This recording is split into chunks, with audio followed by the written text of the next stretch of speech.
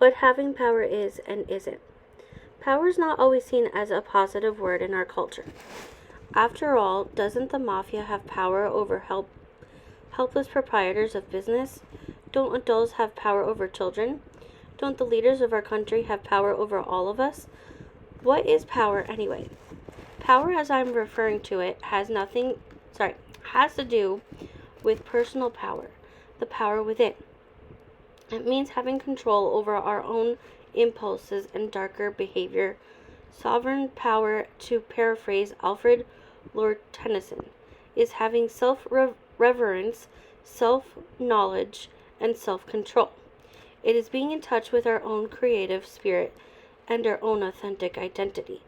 This need for authenticity is endemic to having true power. In her book, The Wish for Power and the Fear of Having It, Althea Horner writes, people who do not have a clear sense of their own identity often report they do not know what they want, that they feel as though they have no will of their own. Distortion of identity lead to a loss of intrinsic power. It may be replaced by illusory power that is destructive in its expression, or that it becomes essential as a protection against a terrifying awareness of the fragility of helplessness that goes with a poorly defined identity. And that's according to her in 1989. Knowing oneself, then, is essential to having true power. The failure to know oneself leads to other forms of control, which have nothing to do with authentic power. What are the disguises that are used when authentic power is missing? Some of them are manipulation, intimidation, and control. True power actually has very little to do with other people, but with oneself, with identity, competence, and self-restraint. We often mistake intimidation for power. Intimidate is what the mafia does. Adolescent adoptees seem to have a great deal of power over their parents because they intimidate them by making huge fusses over little things. In order to avoid these mind-boggling clashes, many parents allow their children to do things they don't like them to do, or allow them to not do things they should be doing. Getting their children to comply is just too much trouble and causes too much fuss. It disrupts the whole household and therefore needs to be avoided. This may feel good in the moment to the adoptee, but it is also scary. They really don't want their parents to be wishy-washy about things, and they certainly are not aware of having any power. What the adoptee is keenly aware of is that they not want anyone to have any control over them. At the same time, there is an awareness of not being in control of themselves.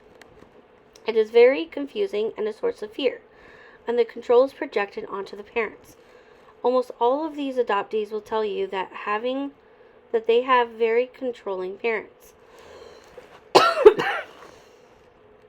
Many partners of adoptees are absolutely astounded by the ways in which their loved ones manipulate, intimidate them, even when it's not necessary. Something that can be simple and straightforward often becomes complicated and confrontive.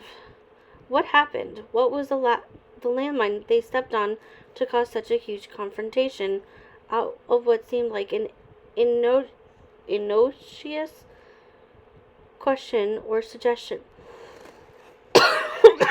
Again, it is a nebulous fear that usually causes that kind of reaction. In an innocuous situation, it is what the partners of adoptees call living on the roller coaster, walking through a minefield, or walking on eggshells. It is not a very pleasant way to live. Excuse me. Okay. Again, something that I would take with a grain of salt. And very, individualistic, right? Because from my point of view, or, I'm not going to say that I haven't been in those situations on the intimidation. Maybe that's how someone perceives me, right? But I can also tell you that, like, we also experience that, right? So, like, to say that it's the adoptee,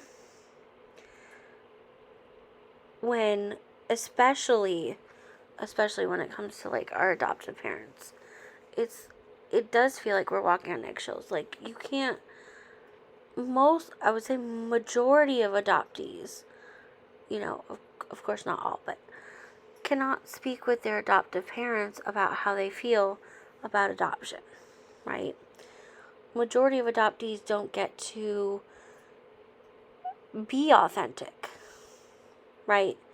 Well, we don't, period, because we don't have the genetic mirroring. We lack our cultural significance. There's like layers to it.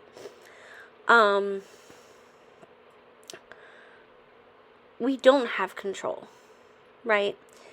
And I can understand where, especially as a child, not so much like adolescent, like teenager,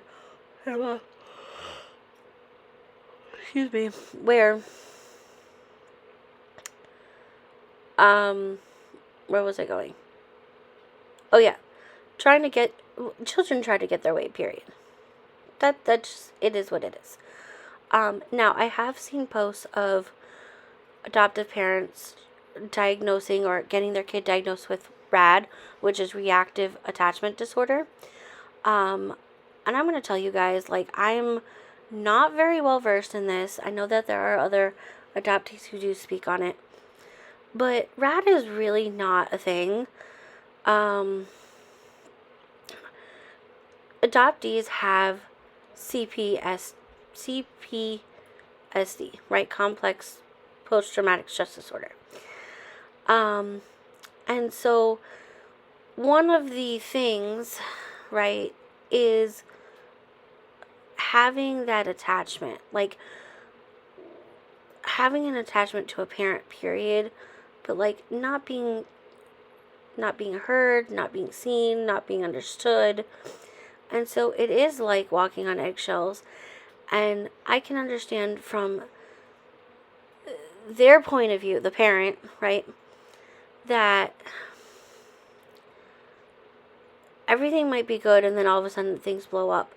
And I think a lot of it is because we are told in a society that if we, especially with boys, that, well, not just boys specifically when it comes to gender, but adoptees as well, that we're not allowed to express our feelings, that we're not allowed to bring things up that bother us.